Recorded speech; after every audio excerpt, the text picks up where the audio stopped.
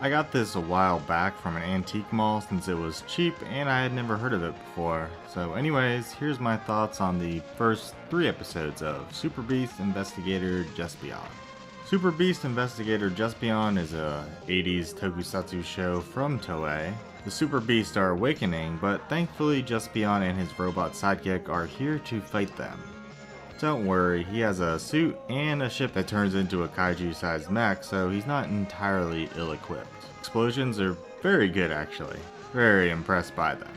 This shot of the 2 monsters with the explosions in the foreground is just so good. Big fan of old wizards, so I'm also quite fond of this shot. Camera work is good. There's a cool large monster head prop, some fun drawn pictures, and animated bats. Monsters don't look good, but I wouldn't say they look bad. A couple of them have practical flamethrower breath, which is always a plus. Pretty sure this Super Beast in episode 2 has part of Godzilla's roar thrown in theirs. Lots of questionable green screen. I don't like the way the suit actors for the monsters flail their arms around so rapidly when walking. Juspion himself, I'm not a fan of. He reminds me a lot of shonen anime characters, very goofy for comedic effect, but it just doesn't work in live action.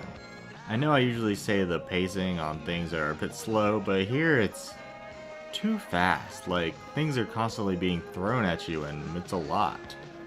I feel like I was having a sensory overload almost the entire time I was watching this, and it's as if some fight scenes were taken out entirely, so not just lulls on the cutting room floor. The episodes I watched were definitely Monster of the Week format, which is fine, but they just stuck so much into them. Each one could have been stretched out into a feature-length movie without much effort. I can ignore the effects and the comedy that almost always didn't land for me. I mean, it has giant practical monsters, martial arts, and plenty of imagination, so you'd think this would be perfect for me, but it just isn't.